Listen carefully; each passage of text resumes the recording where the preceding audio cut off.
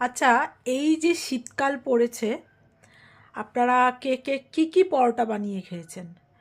পরোটা মানে ধরুন এই ফুলকপির পরোটা, বাঁধাকপির পরোটা, কড়াইশুঁটির কচুরি, তারপরে আলুর পরোটা, মেথির পরোটা, তারপরে মাঝে মাঝে এইসব পরোটার মধ্যে যখন এইসব হাবজি গাবজি সবজি না থাকে তখন চিজ দিয়েই পরোটা বানিয়ে ফেলি।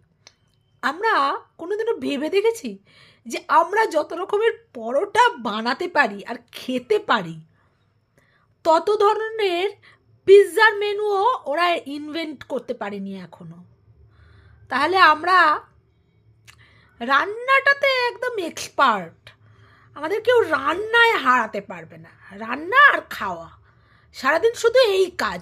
লোকে যে বলে আমরা নাকি ফোন দেখে দেখেই টাইম কাটাই, আমরা তো রান্নাও করি ভাই।